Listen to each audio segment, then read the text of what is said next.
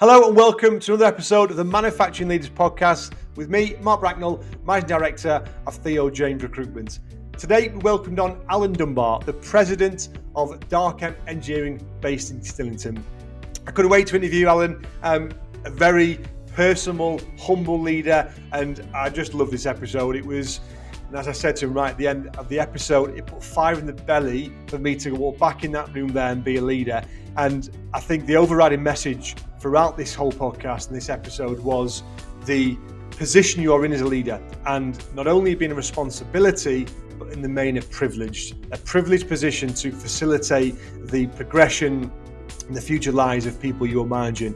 And we talked in detail about that. We talked in detail about the process and being a transparent leader. We linked that in with his early career, started out in the forces background, being the Navy, and how that's really helped mold his career, and how we debunked some myths about people coming from the forces and how they can really help in manufacturing. We talked a lot about process. We talked a lot about what it meant to work in manufacturing, and manufacturing in its entirety, the challenges manufacturing currently faces, and actually how those challenges and how the government in particular really need to meet those challenges head on. We talked in detail about that, and Alan gave a superb call to arms to the government to make sure they're doing a lot more, which I absolutely loved. So you're going to really enjoy this episode. As I say, as a leader, it's going to really help you think about new ideas and hopefully put some fire in your belly about being a leader as well. And if you are looking to be a manager, again, this is the one for you. So please sit back and enjoy. Do me the absolute honour of, if you're watching on YouTube, please follow, subscribe to the channel. If it's Spotify, Apple, please do so and subscribe and download the episodes. It means the world to me, and it means, again, it helps me get leaders like Alan onto the show as well, and I will continue to do so. So thank you very much. We really appreciate if you do that. Please grab a coffee, sit back, enjoy the episode. Thank you. Excellent. Well, it's a warm welcome today to Alan Dunbar on the show, the Manufacturing Leaders Podcast. Really looking forward to getting Alan on. Alan is the President of Darchem Engineering, so very prestigious title. How are you doing, Alan? All good? Yes, very well, Mark. Thank you very much for that. I love the titles with obviously American companies and that side to it. It's amazing, isn't it? I love it. It is MD by any other name, but yeah, exactly. That's exactly what it is. It's the American organization. Yeah, I love it. But look, really looking forward to getting on today, and we've got loads to talk about. But same question I asked everyone initially. What does it mean to you, Alan, to be a leader? That is a good question, and I have listened to quite a few leaders describing it in different ways. For me, really, it's a privilege, and it's a privilege having the trust to guide an organization or a team for a period of time, and to lead it for a period of time. So very, very much a privilege more than anything else. But it comes with a weight of responsibility, of course. But I think, as some of your previous guests have noted, it's easy to get carried away with job titles and tokens of success. But I think ultimately it needs to be seen as a very, very privileged position.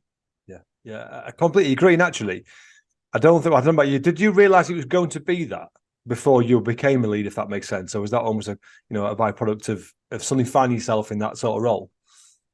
No, it was. I was quite lucky in terms of where I began. Where you, I started in the Royal Navy, where you get thrust into leadership positions at a very early age. And it's never ever based on your age or your experience. You just went through that process. So, but yeah, I always had aspirations. I was never satisfied doing what I was doing. I always wanted to be doing the next best thing, and I was always looking for opportunities, just to find new challenges. So it kind of evolved. It wasn't something that was a conscious sort of understanding of that's what that position must be like. So I'd like to do that. It was more of an evolution. Yeah, great stuff. And I've had I know some great leaders have come from the forces background, particularly manufacturing. I think it's a great route in. Was that something consciously you always wanted to get into, the Navy, or how did that come about? Yeah, I was actually the schoolboy who sat in his bedroom in the 1970s reading the Warlord Annual and things like that, and imagining what it must be like on an aircraft carrier on the other side of the world, that kind of thing, So, and I did when I left school. I initially started off as an apprentice plumber with the local council. That lasted about a year and a half, and it came to me one day, I thought, what am I doing? So I was actually going to Glasgow to the football one Wednesday to watch my beloved Glasgow Rangers playing, and I left a few hours early and went to the careers office on the way, and there it went, Really, it's I've never met anyone that's regretted their time particularly in the Navy. I would say, actually, everyone seems to come out of that with such glowing references. Did you enjoy your time there? Oh, very much so. Very, very much so. I think, especially in leadership terms, we talk about crucible moments in your life that define you and define your style. And I had one or two of them in the Navy. But yeah, it was one of those things. I think it equipped me with a number of life skills that are applicable across all sort of facets of your employment and subsequent roles. So, yeah, not a bad word to say about it. I'd encourage any young person to go and join not just the Navy. I'd encourage any young person to go and join the British Armed Forces. Yeah, makes sense. How do you think that did actually equip you for life in manufacturing and obviously later on life in senior leadership?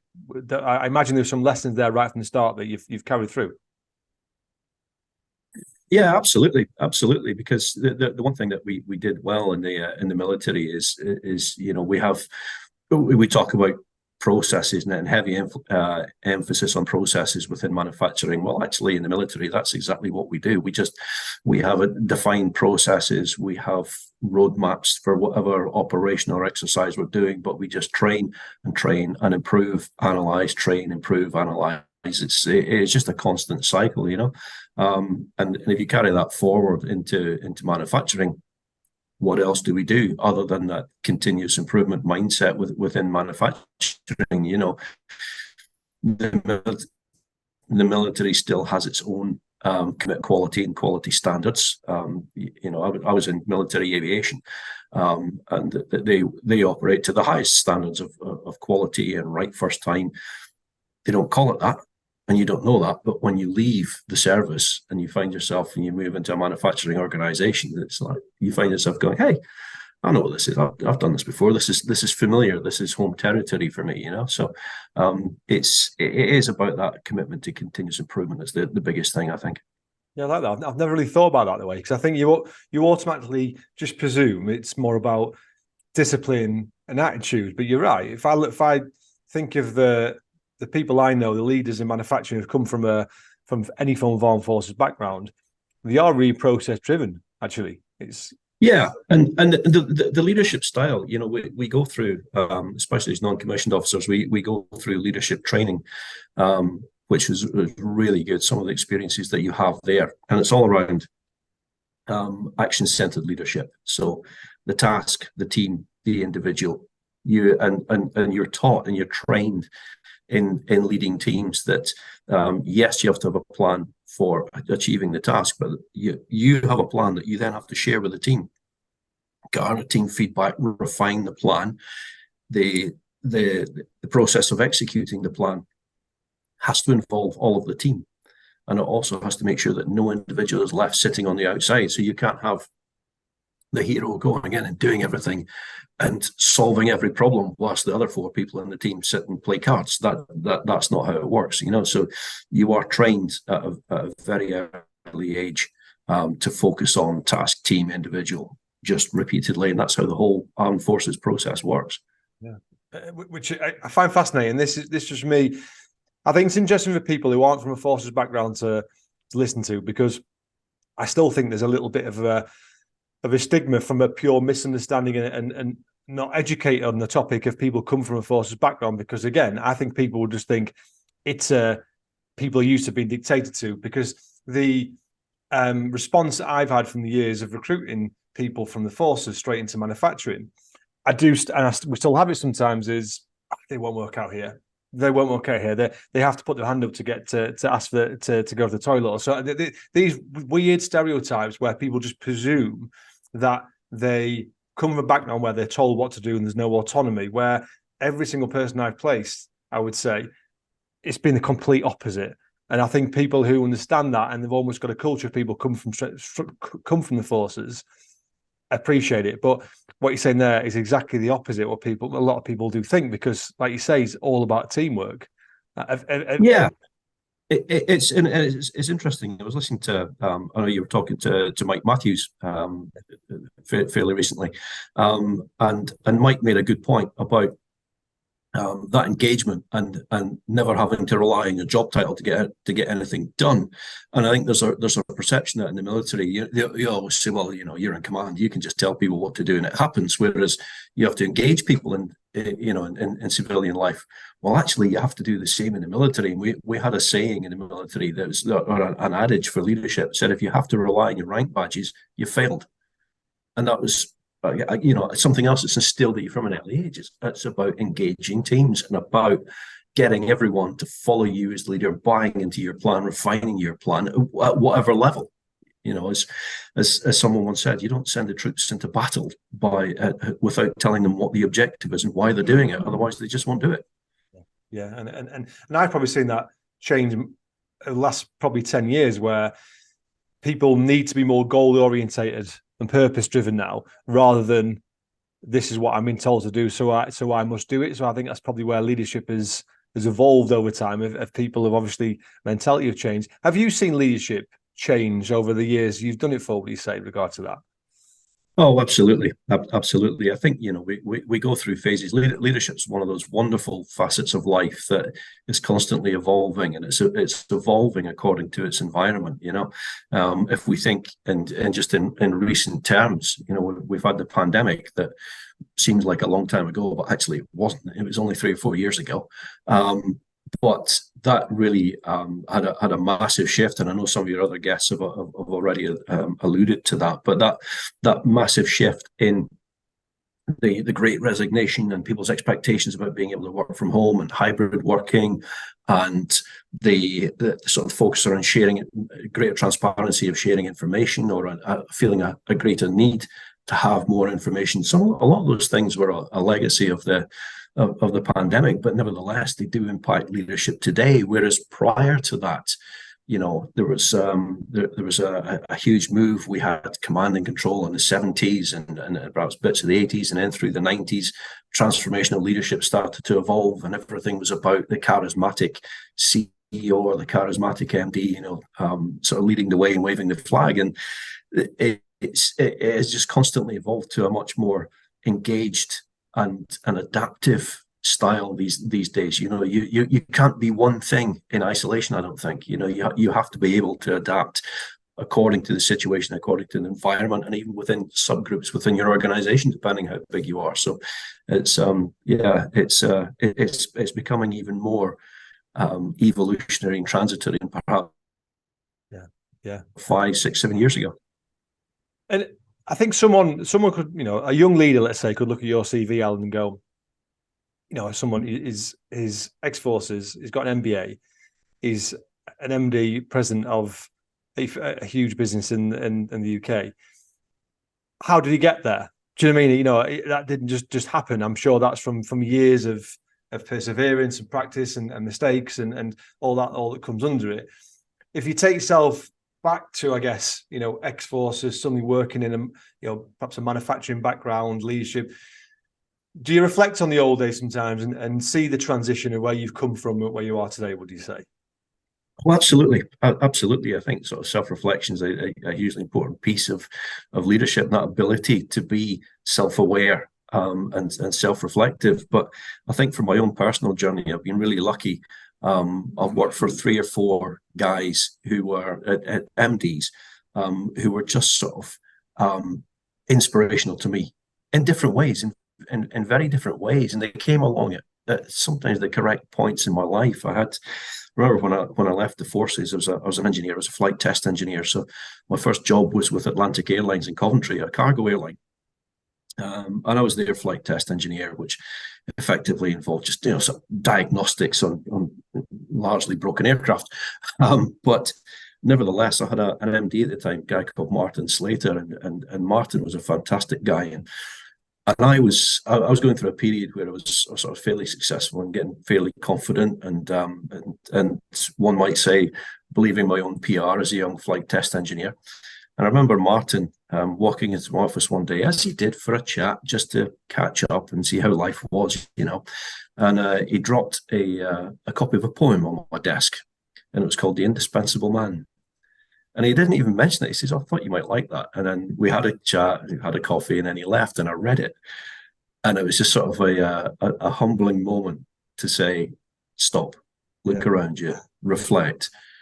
Nobody around here is ever indispensable. There's a wonderful line in the poem, and it says, "Take a bucket and fill it with water, put your hand in it up to the wrist, take it out, and the hole that's remaining is a measure of how much you'll be missed." And I think if you actually buy into that, especially as a leader, then it focuses your attention more on your outside environment, your team, your colleagues, your peers, your employees, and you recognize that that's where the real value is, and that's where you should focus your attention, not on your own achievements, on the achievements of others. And as I say, I've been lucky enough to work for some pretty inspirational guys who had that very approach in different ways, but they had that same approach about identifying talent, growing talent, nurturing it, developing it, giving it opportunities, and some ways along the line, accepting failure when it comes along, and don't be afraid of it. So it's all of that sort of builds towards how my career has evolved. I have to say, the MBA thing, I didn't actually do the MBA until I was in my late 40s. And again, that came about through a coach and mentor that we had at one organization I was at, and I was the VP of business development at that particular organization. And this lady said to me, "You're a complete waste of time." I said, "Excuse me?" I said, "My team's doing very well." She says, "I know it is." She says, "But life's coming too easy to you. You need to challenge yourself more." I said, "Go on then, you got any ideas?" She said, "Yes, do an MBA." "Okay, I will." And that was it. And off I went, and turned up at Worcester University. First time I'd ever set foot at a university in my late 40s, thinking, what am I doing here? But actually, again, it was another transformative experience and learning process that came about, as I say, just somebody looking at me and thinking she needed to poke me in the eye and get my attention a bit, to get me to go and achieve further potential that she saw in me. So that's things like that. You stick with you, definitely. It is one of the lessons from that as well, that it's always important, whatever position you're in, to keep challenging yourself and having that little bit of pressure and pain, I guess, to get next step. Is that something you've taken on? Oh, absolutely. Absolutely. I mean, one of the things that is really key to me, we talk about sort of values-driven leadership, and certainly one of my values is the growth and development of others. The old cliche about when you get to the top floor, don't forget to send the elevator back down. Well, I'm not quite at the top floor yet, but nevertheless, you can send the elevator back down from the 5th floor anyway. And it's a constant cycle. Back to my point about the leadership being the privilege of leading an organization for a period of time.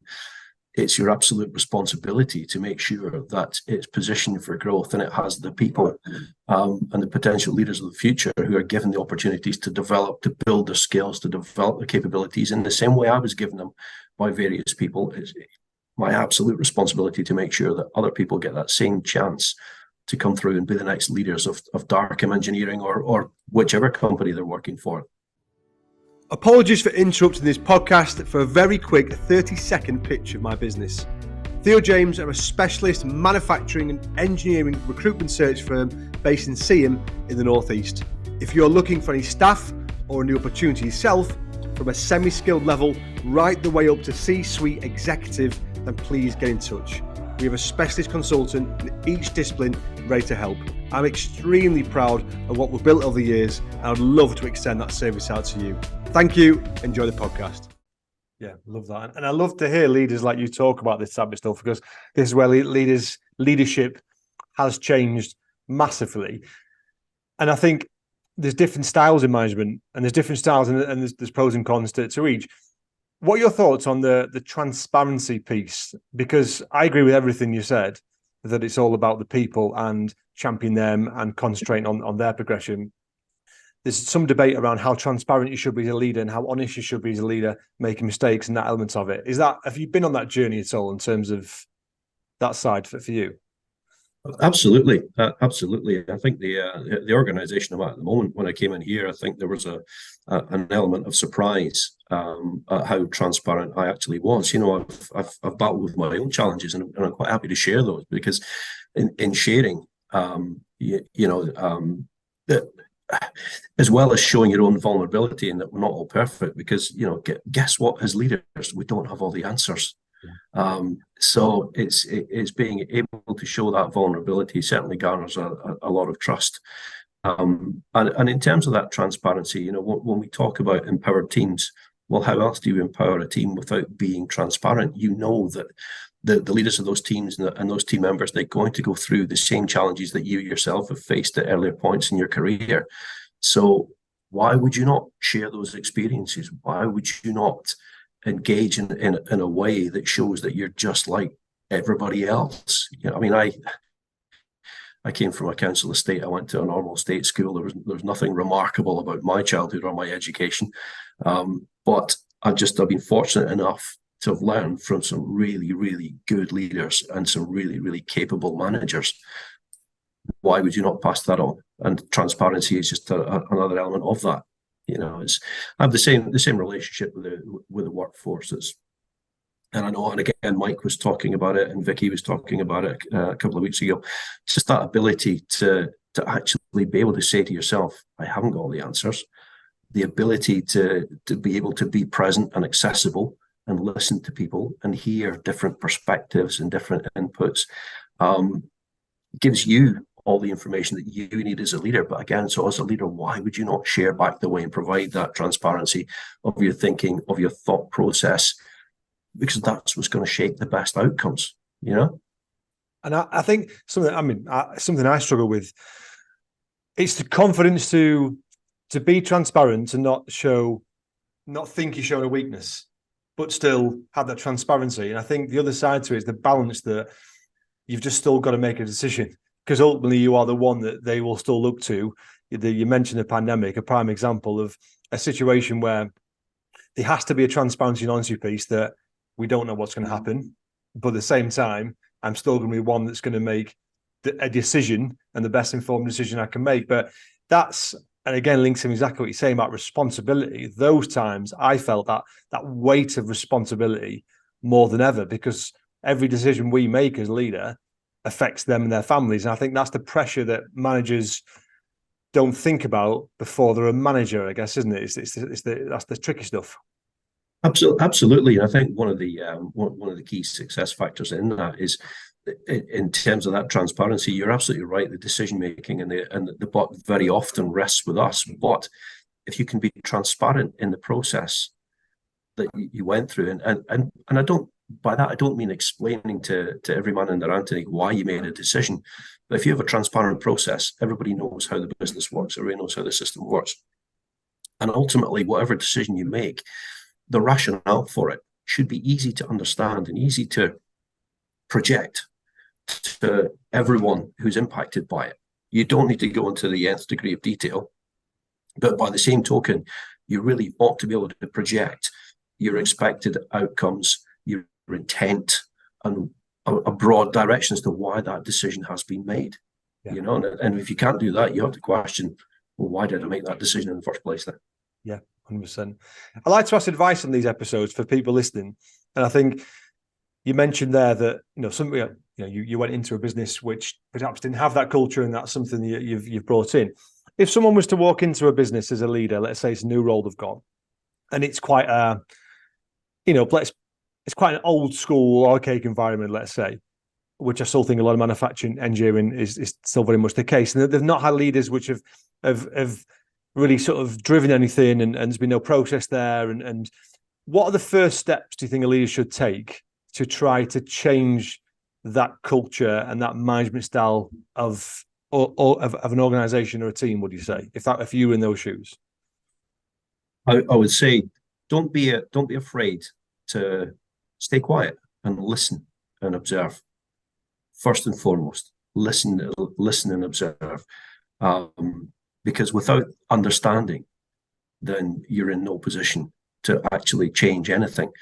Change frightens people, regardless of what change. You talk about going to some of these manufacturing organizations, and I completely agree with you. There are still ways to go within manufacturing to move us forward to this modern workplace that we all envisage everything changed to after the pandemic. We had the pandemic, and then everybody suddenly became a great place to work, and we're all like Google. We worked 37 hours a week whenever we wanted to, and we worked from home if we wanted to. We worked in a coffee shop. No, it doesn't work like that in manufacturing. And I think the rate of change at which you introduce new frameworks, new processes, new environments to an organization is key to it. And you have to be in step with the organization's core pulse. You have to be able to go and test the pulse, understand where the pulse is today, and then adapt your style and adapt your pace to something that the business can actually cope with. And in terms of understanding where you're going to focus your attention, my approach is always the same: people first. Get to know your team, get a trusting relationship with your team, a mutual trust and a mutual bond, if you will, with your team. And then you can be ready to move forward, because problems themselves, across manufacturing, they all fall in different categories, but they're familiar categories. And again, some of your previous guests have spoken about them very eloquently and in depth. But those problems are almost a practical thing. But how you actually address them, how you engage people to address them, is the catalyst that drives those positive outcomes. And you can only achieve those positive outcomes really if you've got the right rate of change. You're not driving people at a scary rate. You're not letting people have an easy life. You have that pacing absolutely right. That'd be the first thing I'd be looking at. Yeah, excellent stuff. And you mentioned process, which I think is so important in manufacturing. And you mentioned you referenced the episode with Mike Matthews, and he talked quite in detail about digital manufacturing and the need for information. For the role you're in, for a site, for the amount of people Darchem have, multi-site, you can't be everywhere at all times. You have to rely on your team and so on and so forth. What are the key parts of information, or what are the key parameters, things that you need to know to understand how well performance is up or down, would you say, in that sort of role? It's an interesting one, because you're absolutely right. I sit across a number of business units, so my first port of call is always the income statement every month, and broken down just in such a way and Mike was talking about this, just broken down in such a way where I can identify where my costs are out of kilter, or where my returns are out of kilter with my anticipated results. We always check ourselves with previous performance. We always check ourselves against our plan where we anticipated being. So it's at that level. It's very much based on the top level management sort of processes that you would expect. But beyond that, we have a regular drumbeat of meetings, not meetings for pointless meetings or meetings' sake. We have a series of meetings in standard diary governance where we do touch on the important facets of the business. So, for example, up here, employee engagement is a huge piece for us. As you know, we're in a heavily unionized environment, and the current environment, or certainly over the last sort of 12 months, we've had fairly unfavorable economic conditions, put a lot of pressure on a lot of families and financial pressures across, right across the board with everyone, not just businesses. So again, sort of being in tune to that is equally as important as raw material pricing.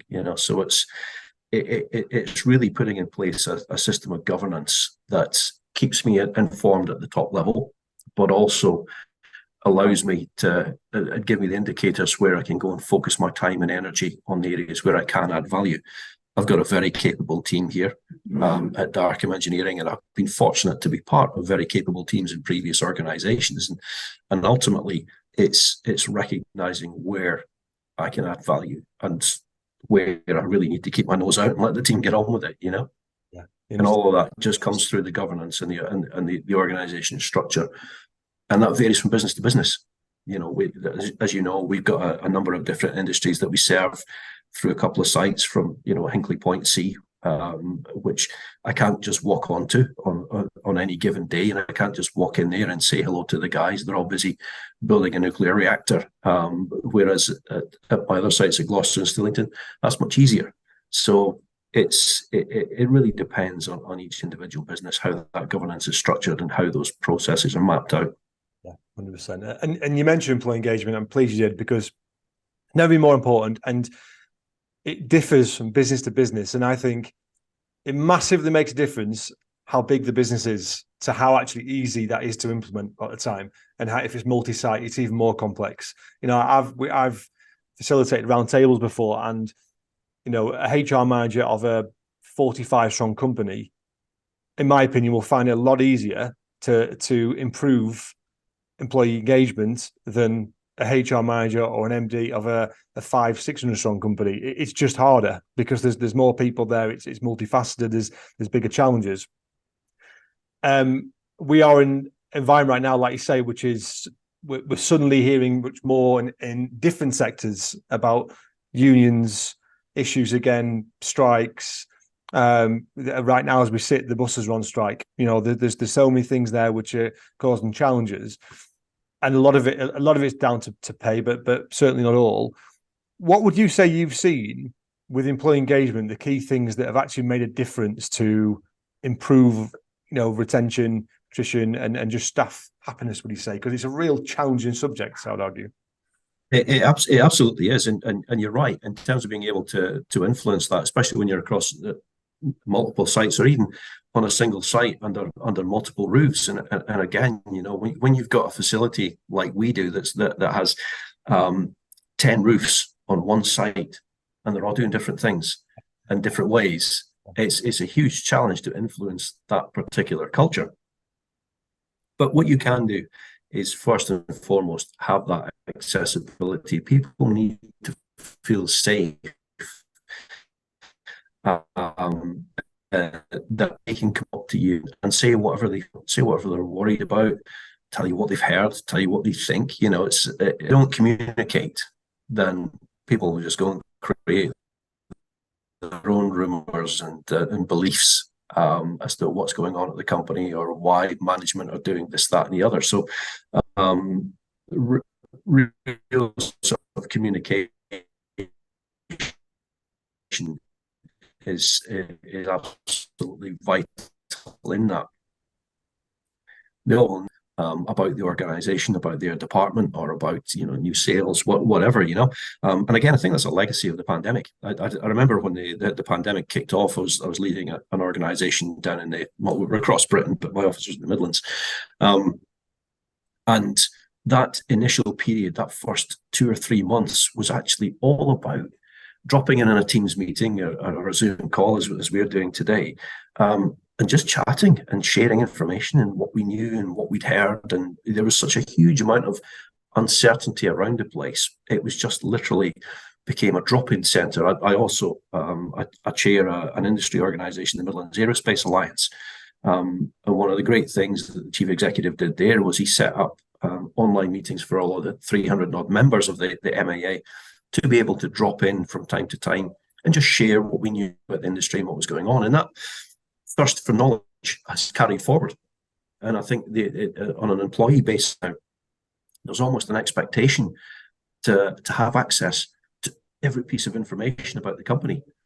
And as you know, that's a double-edged sword. So it's very much about the communication piece and managing the communication piece and using communication as your friend to be able to give people the reassurance. And that's all they're looking for, is reassurance. I think that not just that they're going to have a job tomorrow, but a reassurance that the management team know what they're doing, they know where the company is going, they've got a plan, and more importantly, they can see and understand what that plan is.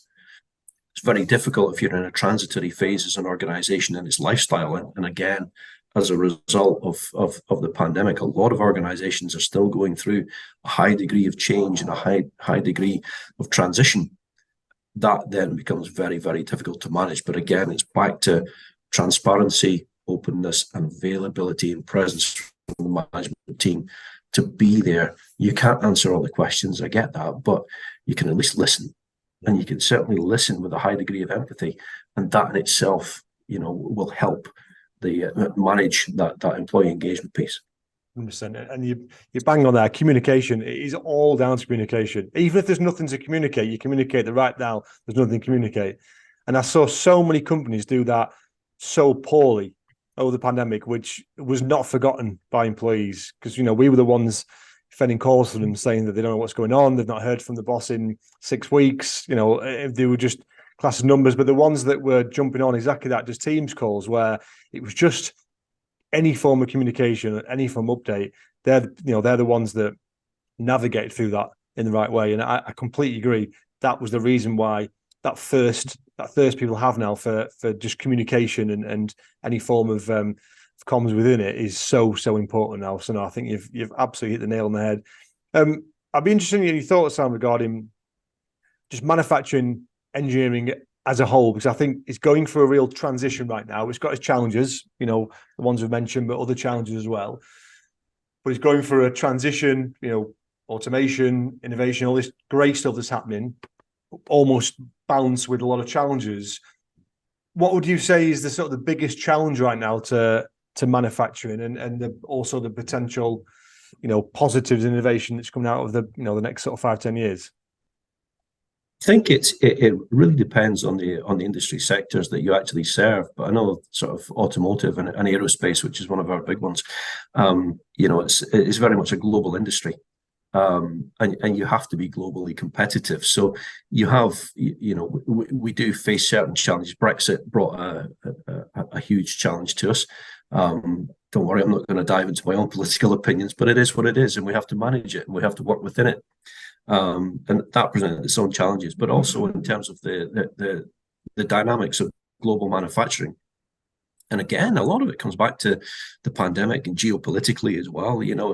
There was in aerospace, for example, there was a huge scramble in sort of the 2010s to go on offshore work into India and China and Mexico and various other places, and most notably China. And it was cheap. And we had this perpetual race to the bottom, which in British manufacturing, we cannot compete with that. We always used to reassure ourselves that our quality and our on-time delivery would be better than Southeast Asia. And actually, as it turns out, it's not. Southeast Asia moved at a great rate of knots, and as did India, and they quickly became very, very capable at delivering a high degree of on-time delivery and a high degree of quality of product very, very quickly. And I think if we're being honest with ourselves, in Britain, in certain industries, we were almost resting on our laurels. So we now find ourselves facing huge challenges moving forward.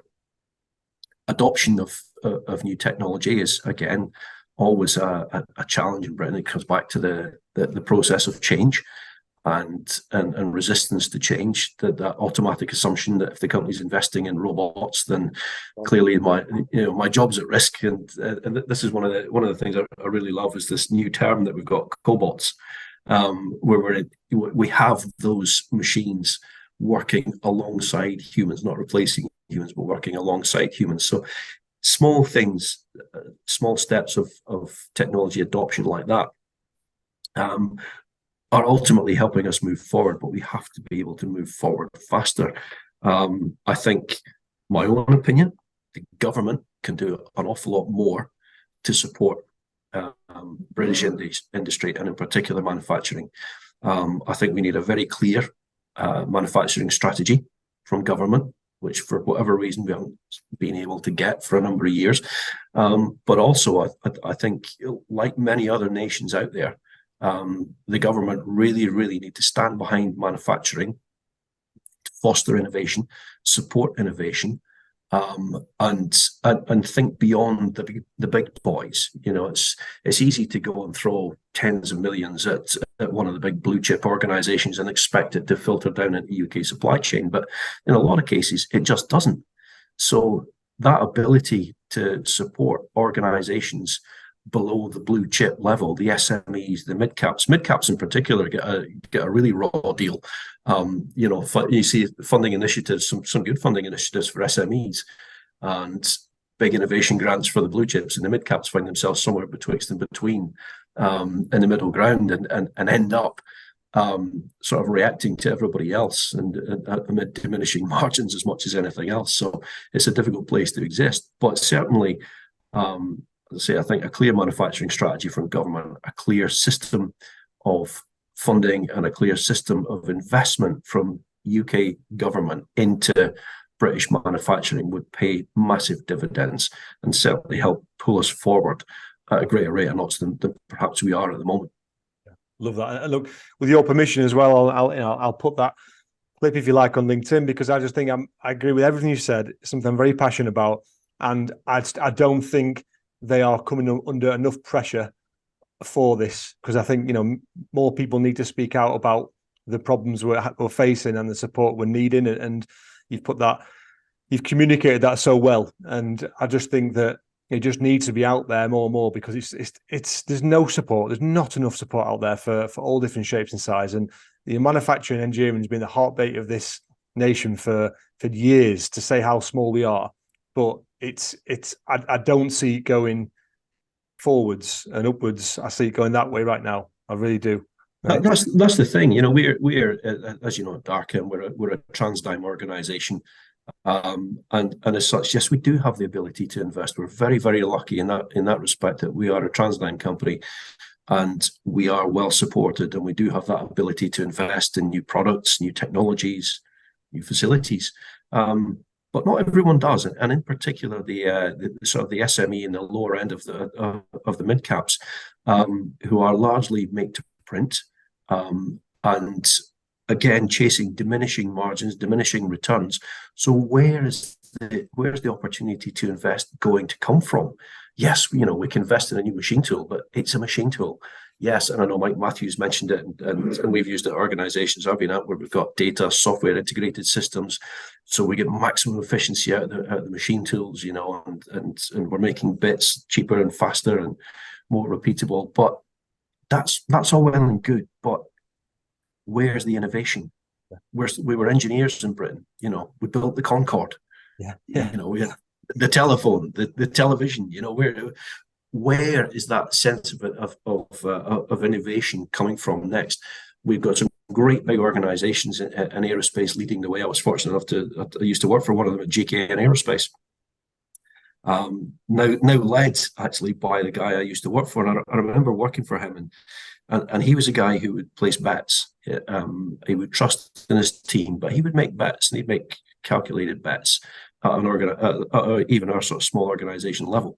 And it's good to see large organizations like that investing in things like hydrogen power for aircraft, which may or may not come off, investing in electricity, which may or may not be the right thing to do, but depending on your view.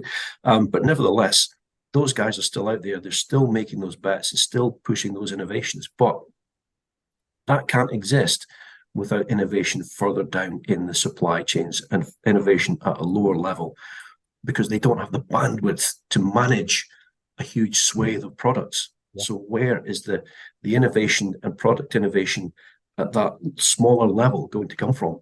And who's going to fund it? If we're all chasing diminishing returns, it just doesn't work. The model doesn't work. 100% agree. Exactly that. And more people will set up shop outside of the UK, which is really, it's a massive concern. Even you mentioned electricity, where was the communication about that?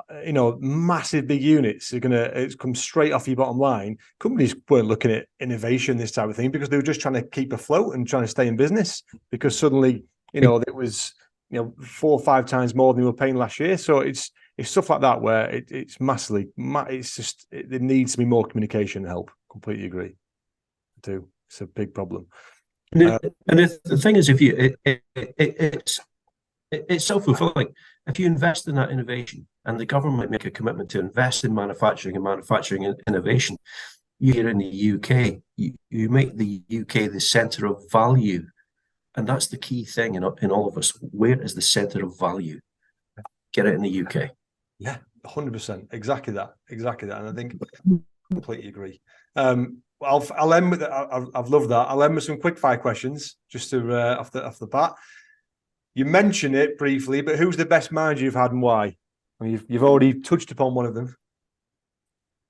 The best manager I've had. Yeah. Oh, do I need to pick one? Can I choose two? Choose two. You have two. I'll choose two. One was a guy called John Pritchard, who was my boss at GKN Aerospace, and John was brilliant at pulling the team together and getting the team to believe in itself, and its ability to achieve. And he was a calculated risk taker back in those days. As I said, he knew where to make his bets. But he was a guy who also believed. He certainly believed in me, and he was willing to invest and put his money where his mouth is in his belief of his team. So that always stuck with me about John. And then the other person who stood out for me was my chief executive at Bromford Industries, a guy called Gary Lowe. And as I got older, Gary was the one who really sort of not so much taught me, but certainly shed light and helped me discover for myself the value and the satisfaction that comes from seeing other people succeed and giving other people tangible opportunities and watching them grow, and sometimes grow at a great rate of knots, but nevertheless just giving people those opportunities. And when they succeed, forget money, forget cars, forget job titles, forget everything else. When you bring a young person into a business and they just grab the opportunity with both hands, there is nothing more satisfying. Absolutely nothing. So I owe Gary that one. Biggest influence from business or sporting world? You're not allowed Ali McCoist. You can have Midfield. McCoist put more shots into the stand at IBUX than he put in the net. So I don't think his strike rate is much to go by in percentage terms. But no, I think it's Alex Ferguson is always the one that stands out for us Scots, but not because of what he achieved at Manchester United per se, but more to the point that Ferguson was never a great football player. Yes, he played for Rangers for a bit, and but he wasn't a standout player. He was never a global star as a player at that particular time. But my goodness, it didn't stop him being one hell of a manager, didn't it? So again, when you look at it from a leadership perspective, it's back to that point.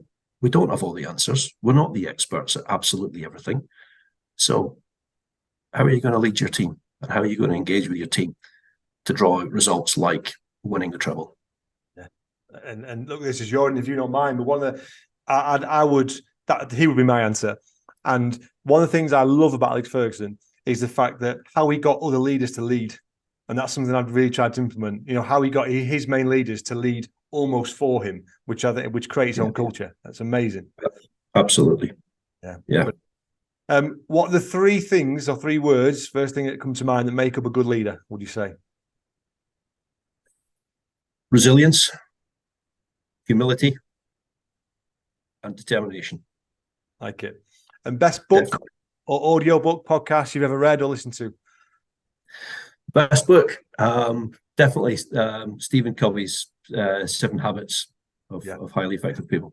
Yeah, classic. It's just a must, isn't it? Just a must. It is, absolutely. Yeah, if you read nothing else, go and read that. Definitely. And just finally, Anne, obviously, we've touched on Darchem, brilliant business. What are the plans? Anything sort of next few years that you're quite excited about? Would you say? Oh, absolutely. I think, as a leader, if you don't wake up in the morning and you don't go to work every day excited and full of belief about what's possible and what you want to achieve, you really need to look at why you're in the chair. And for us at Darchem, I think we've reached a point in our evolutionary cycle where there's a lot of big change coming, really, really exciting change. We've got new products that we're bringing to market. We've got new opportunities to organize ourselves in a different way. So lots and lots to be excited about and lots to be positive about. Not without challenges, as always, up here in the Northeast. But yeah, really exciting times. And it's just having that belief and that passion to keep driving forward and not losing sight of where due north actually is. Love that. Look, I've really enjoyed this. I really have. And someone asked me the other week why I do this, and many reasons, but probably the biggest one for me is, it feels like free training for me. And this one, it's given me more fire in the belly about being a leader, being a manager. And I guess just to sort of explain what I mean by that is, I think sometimes you mentioned now you come in every day, and I know that if you don't self-reflect, I think you just go through the motions. And an episode like this for me, it's just hit home how much of a responsibility, but a privilege, like you mentioned at the start, a privilege it is to try to be the person, to link in what you said right at the end about one of your favorite managers, to have an influence on someone's career. And that feeling is, there's no better feeling than them achieving something, knowing you've played just a tiny part in facilitating that. So thank you so much. This has been great. I've really enjoyed it, and I really appreciate it. Yeah, thank you, Mark. It's been a great opportunity. This is the first time I've ever done anything like this. So when you talk about taking on new challenges, this was a challenge for me, as I'm sure it is for many of your other guests. And yeah, I enjoyed listening to the podcasts. And to my point about we don't all have all the answers. You listen to a lot of your podcasts, and you certainly get that message, but you can learn from so many different people. So thank you for the opportunity. Thanks, mate.